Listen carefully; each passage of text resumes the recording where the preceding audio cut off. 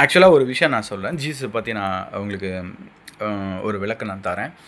நார்மலா பாருங்க, நம்ம கையில வந்து ஏதாவது ஒரு அழுத்தம் இருக்குது அப்படின்னா, அது ரொம்ப ஸ்ட்ராங்கா இருக்காம, இப்ப நம்ம பாடி வந்து ரொம்ப வீக்கா இருக்குது அப்படிங்கிற பட்சத்தில, நம்மளுக்கு இப்ப இந்த கையில யாராவது இப்போ பிடிக்கிறாங்க அப்படின்னாலே நம்மளுக்கு வலிச்சிரும். சரிங்களா? ஸோ, அ அதுவே நம்மளால தாங்க முடியாது. இப்போ இவ்ளோ தடியில உள்ள ஒரு ஆணி வந்து அந்த அந்த கைகள்ல இறங்கி இருக்குதுன்னு பாருங்களேன். இவ்ளோ தடியில இருக்கக்கூடிய ஆணி இந்த கைக்கு இந்த ரிஸ்ட் பகுதியில இறங்கி இந்த வழியா அது என்ன ஆயிருக்கு, வெளியே வந்திருக்குது. இப்படி தான் கடவுள் வந்து சிலுவையில மரித்தாரு. ஸோ யோசிச்சு பாருங்க, எவ்வளோ பாடுகள் அனுபவிச்சிருக்காரு. நம்ம மனிதர்கள் எல்லாருக்காகவுமே அவர் அவ்வளோ பாட அனுபவிச்சிருக்கிறாரு. ஸோ நாம என்ன இதில் வந்து புரிஞ்சுக்கிறோன்னா, இதில் ஒரே ஒரு சின்ன வசனத்தை மட்டும் நான் சொல்லிடுறேன். கடவுளை ஜீசஸுக்கு இது வந்து அவங்களுக்கு ஜீசஸுக்கு ஆப்போனண்ட்டாக கேட்ட ஒரு கொஸ்டின் என்னென்னா, உங்கள் இயேசுநாப்பில் என்ன அப்படிங்கிற மாதிரி கேட்டாங்க. இது ஒரு டிபேட்டில் நான் பார்த்தது. பல இடங்களையும் இது வந்து பதிவாயிருக்குது. அப்போ அவங்க என்ன கேட்குறாங்கன்னா, சமாதானத்தை நான் பரப்ப வரவில்லை, கலவரத்தையே நான் பரப்ப வந்தேன் அப்படின்னு இயேசு கிறிஸ்து சொல்லியிருக்காரு. இதை குறித்து நீங்கள் என்ன சொல்கிறீங்க அப்படின்னு கேட்குறாங்க. ஸோ அதுக்கு நான் என்னால் முடிஞ்ச ஒரு சிறந்த விளக்கத்தை நான் தரேன்.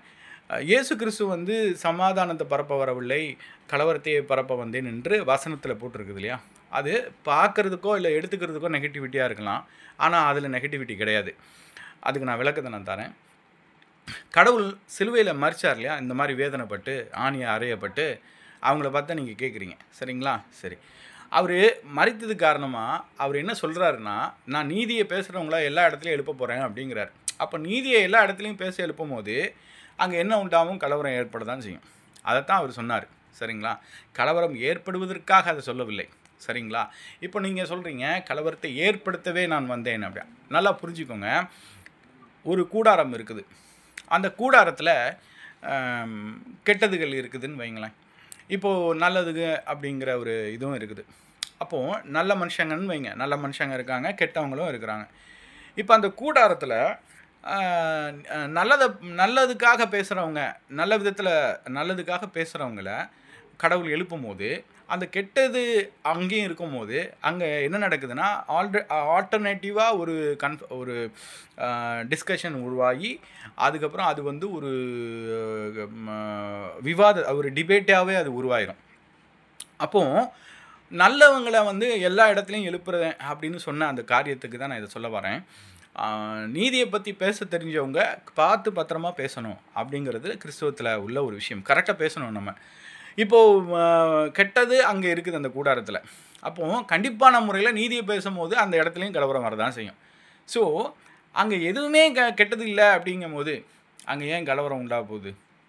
அதனால தான் கடவுள் எப்படி அதை பார்க்குறாருனா, கடவுள் எப்படி அதை சொல்லியிருக்கிறாருனா, கூடாரம் அப்படிங்கிறது இந்த உலகம், சரிங்களா? இந்த உலகத்தில் எல்லா இடத்துலையும் கெட்டவங்களும் இருக்கிறாங்க, எல்லா இடத்துலையும் நல்லவங்களும் இருக்கிறாங்க. ஸோ அதுக்கு என்ன ரிசல்ட் கொடுக்கணுமோ அதனால தான் அவர் மரித்தார். அவர் மரித்ததுனால தான் இன்றைக்கி நான் வரைக்கும் இந்த மொபைலில் வந்து ஜீசஸை பற்றி பேசிகிட்டு இருக்கிறேன். நான் அவருக்கு நன்றியாக இருக்கிறேன். இந்த 2025 அவர் 2000 வருஷத்துக்கு முன்னாடி எனக்காக மரித்தாருங்கிறத நான் நம்பி அவர் மேலே விசுவாசத்தோடு பல சாட்சிகளோடு நான் உட்கார்ந்துருக்கிறேன். சரி, இதே மாதிரியான விஷயங்களை வந்து எத்தனை பேரால் பேசிட முடியும் அப்படின்னு நீங்கள் இருக்குது இல்லையா? அதனால தான் வந்து பைபிளை நீங்கள் நல்லா வாசிக்கணுங்கிறது. இப்போ முஸ்லீம்ஸை பொறுத்த வரைக்கும் சொல்கிறாங்க. முஸ்லீம்ஸை பொறுத்த வரைக்கும் அவங்க என்ன சொல்கிறாங்க அப்படின்னா, ஜீசஸ் வந்து ஒரு ப்ராஃபெட்டுன்னு சொல்லிட்டு ரொம்ப சிம்பிளாக அவங்க சொல்கிறாங்க.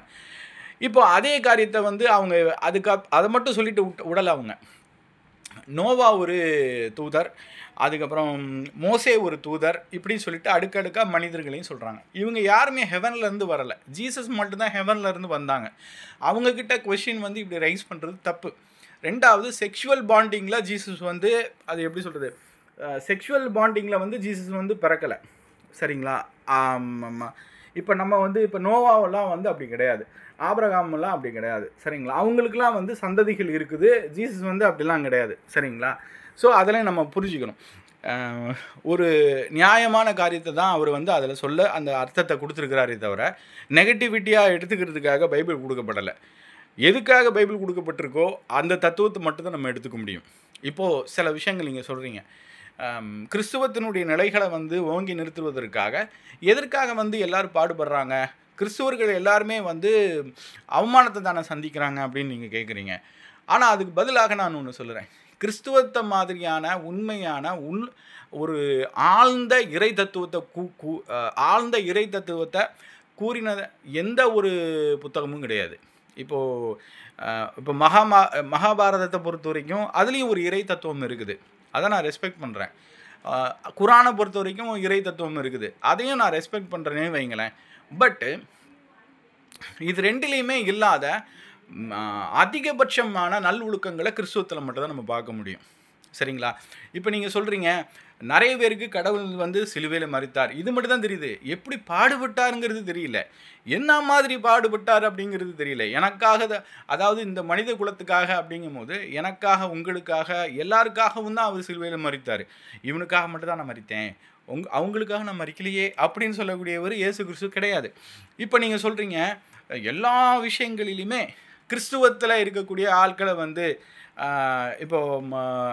இப்போ வந்து ஜாகிர் நாயக் அப்படின்னு சொல்லிட்டு ஒருத்தர் இருக்கார்.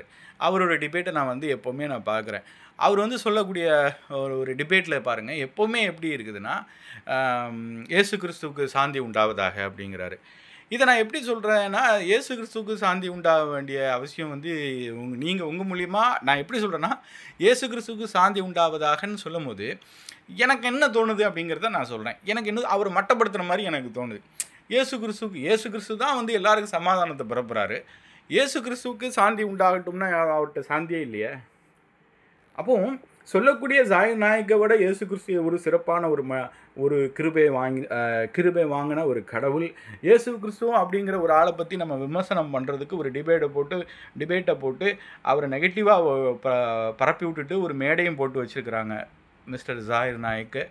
ஸோ அதெல்லாம் வந்து நான் பார்க்கும்போது ஏன் உலகம் வந்து இன்னும் அறிவாளித்தனமாகவும் புத்திசாலித்தனமாகவும் நேர்த்தியான சிந்தனையோட நன்மைக்காக போராட மாட்டேங்கிறாங்க அப்படிங்கிறத எனக்கு தெரியலை. எதற்காக பயப்படணும் அப்படிங்கிறது எனக்கு புரியலை. மரணம் அப்படிங்கிற ஒரு விஷயத்தை கண்டு மனிதர்கள் பயந்தாலும் இப்படியா பயப்படுவாங்க அப்படின்னு எனக்கு இருக்குது. பயப்பட வேண்டியது மனிதனுக்குரிய ஒரு உரிமை தான், இல்லைன்னா நம்ம சொல்லலை. அதிகபட்சமாக நம்ம மரணத்திற்காகவே யோசிச்சுக்கிட்டு பயந்தோன்னா நாட்டிலையும் சரி வீட்டுக்காகவும் சரி நன்மையை செய்ய முடியாமல் போயிடும். இப்போ நீங்கள் பாருங்கள், நாம் வந்து சொல்கிற இந்த இறை தத்துவத்தை எத்தனை பேர் ஏற்றுக்கிறாங்க அப்படிங்கிறதுலாம் நம்மளுக்கு தெரியாது. ஆனால் எனக்கு ஒன்று சொல்ல முடியும், என்னுடைய கிருபை, என்னுடைய தயவு, எனக்கு மேலே இருக்கக்கூடிய தயவு, எனக்கு மேலே இருக்கக்கூடிய பிளஸ்ஸிங்ஸ் எல்லாமே வந்து ஜீசஸனுடைய கிருபையினால தான் எனக்கு கிடச்சிது. இப்போ நான் வந்து ஒரு உதாரணமாக என்னுடைய சக ஆள்களுக்கும் நான் இருக்கிறேன். அதுக்கு காரணம் என்ன? இப்போ நான் வந்து ஒரு பைபிளில் இருக்கக்கூடிய எல்லா டெக்ஸ்சர்ஸ் எல்லா மெசேஜஸையும் நான் வந்து உள்வாங்கினதுனால தான் என்னால் எல்லாத்துக்கும் விளக்கம் கொடுக்க முடியுது. புரியுதுங்களா?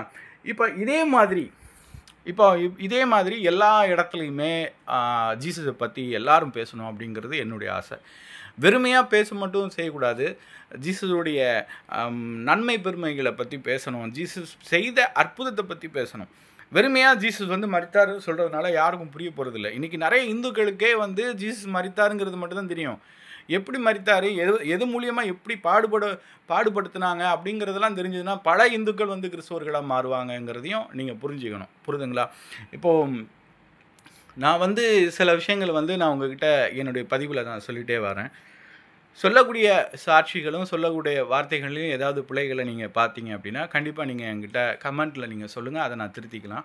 ஸோ மேற்கண்டு என்னுடைய வீடியோக்களை நல்ல பதிவுகளோடு சிறப்பான மெசேஜோடு நான் உங்களை மீண்டும் நான் சந்திக்கிறேன். அதுவரை என்னுடைய சேனலை நீங்கள் ரிவ்யூ பண்ணி பாருங்கள், என்னுடைய யூடியூப்பில் இருக்கக்கூடிய ஷார்ட்ஸ் எல்லாத்தையும் போய் பாருங்கள். ஸோ தேங்க்ஸ் ஃபார் வாட்சிங் திஸ் வீடியோ. Amen.